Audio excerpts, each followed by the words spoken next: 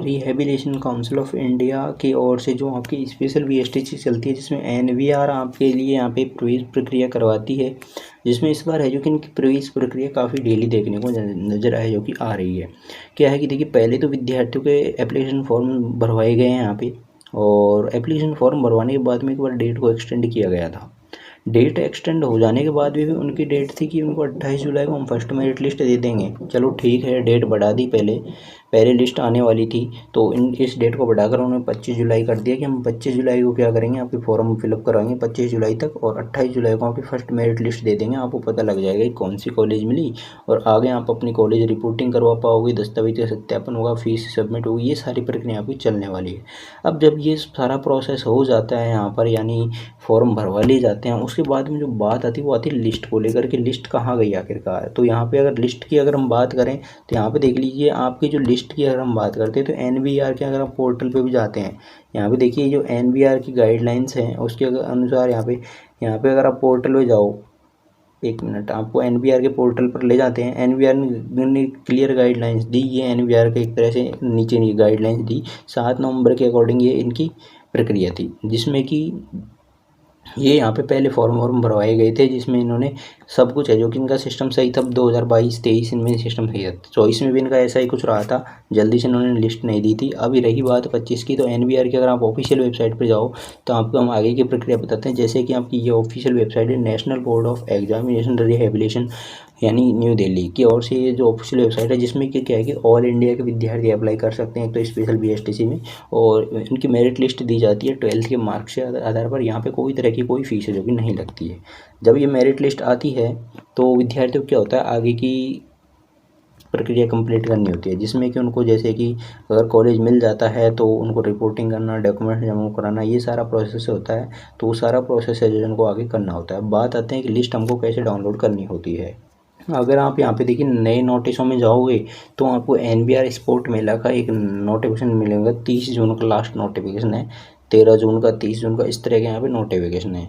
फिर यहाँ पे इन्होंने डेट वेट का दिया कि एग्ज़ाम डेट वगैरह ये हुई, और यहाँ पे इन्होंने एक वैकेंट सीट का दिया था 2024 में कि जो वैकेंट सीट रही थी उन पे इन्होंने एडिशन शुरू किए थे। तो देखिए वैकेंट सीट यहाँ पे क्यों रहती है, वजह क्या है। देखिए एक तो ये मेरिट लिस्ट टाइम से नहीं देते, मेरिट लिस्ट टाइम से देते नहीं है। अब विद्यार्थी कन्फ्यूज है, काफ़ी विद्यार्थियों को नॉर्मल बीएसटीसी में हो जाता है, या फिर बीएड बीएससी बीएड में हो जाता है, तो ऐसे कोर्सेज में एडमिशन ले ही लेंगे फाइनली। जब उनको लिस्ट आएगी नहीं तो एट द एंड वो ले ही लेते हैं, फिर बाद में लिस्ट को निकालते हैं जब विद्यार्थियों को वहाँ पर एडमिशन कन्फर्म हो जाता है। तो काफ़ी विद्यार्थी दूसरे कोर्सेज में चले जाते हैं, उसके बाद में यहाँ पे लिस्ट देखने को मिलती है। ये डेट के अकॉर्डिंग अपनी लिस्ट नहीं देते, लिस्ट देंगे तो बिल्कुल एट द एंड देंगे रिपोर्टिंग की डेट्स को। तो काफ़ी विद्यार्थी तो रिपोर्टिंग से चूक जाते हैं, काफ़ी विद्यार्थी रिपोर्टिंग कर भी देते हैं। तो ये यहाँ पे कुछ प्रक्रिया रहती है, जिसकी वजह से क्या है कि काफ़ी विद्यार्थी इस कोर्सेज के अंदर है जो कि अब पहले के विद्यार्थी हैं वो आपको क्लियर आप मना करेंगे कोर्स को मत कीजिए, क्योंकि उनको पता है कोर्स में होता है क्या है। काफ़ी इश्यूज़ चलते हैं और जल्दी से है जो कि इसकी ना तो एग्ज़ाम हो पाती है, ना ही इसका टाइम से शेड्यूल आ पाता है। तो ये कुछ यहाँ पे प्रॉब्लम्स आती है इस कोर्स के अंदर देखने को मिलती है।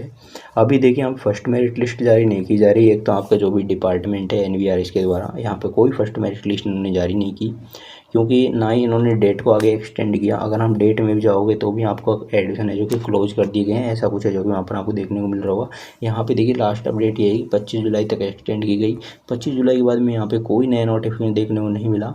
तो ये यहाँ पे लास्ट नोटिफिकेशन था कि लास्ट रजिस्ट्रेशन और चॉइस फिलिंग की जो डेट है वो 25 जुलाई है।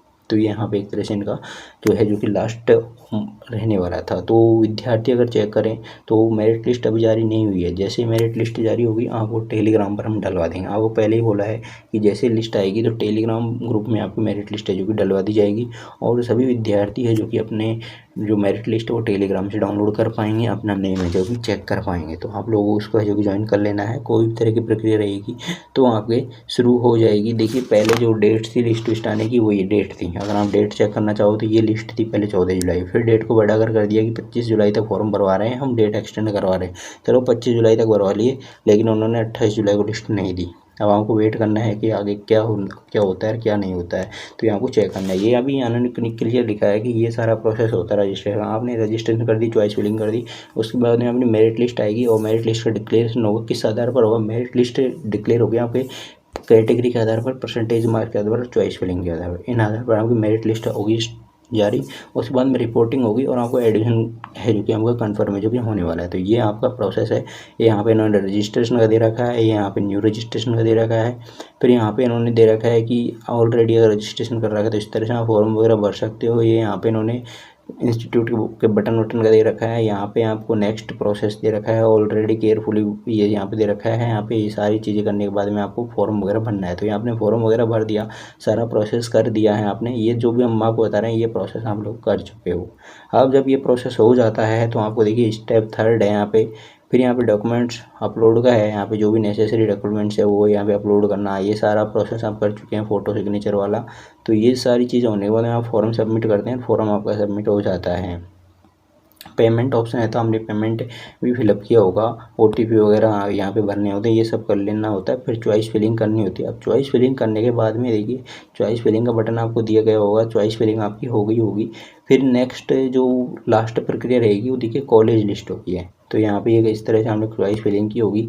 फिर चॉइस फिलिंग के बाद में आपको देखिए ये इंस्टीट्यूट ऐड हो जाती है और आपने फाइनल सबमिट कर दिया जाता है। अब सबमिट हो जाने के बाद में देखिए यहाँ पे आगे की इन्होंने कोई प्रक्रिया नहीं दी। देखिए लिस्ट की यहाँ पे फॉर्म का तो देखिए भैया कि आप फॉर्म यहाँ से डाउनलोड कर लो, और लिस्ट की यहाँ पे भी इन्होंने कोई प्रक्रिया नहीं दी कि लिस्ट आपको कैसे डाउनलोड करनी है। बट जैसे ही लिस्ट आएगी तो देखिए लिस्ट आपकी PDF फॉर्मेट में आती है, उसमें आपके नाम आते हैं, परसेंटेज आती है और कितने परसेंटेज पे आपका जो कि एडमिशन हो, वो सारी चीज़ें उसमें डिटेल में देखने को मिल जाती है। लिस्ट जैसे ही आएगी टेलीग्राम ग्रुप में डलवाई जाएगी। तो लिस्ट आने में देरी हो रही है तो इस चीज़ को लेकर हमको पेशेंस बनाए रखना होगा। जैसे लिस्ट आएगी टेलीग्राम पर अपलोड होगी, करवा दी जाएगी। चैनल के माध्यम से आप जुड़ सकते हैं। स्पेशल BST से रिलेटेड सारी अपडेट आपको इस चैनल के माध्यम से देखने को मिलने वाली है।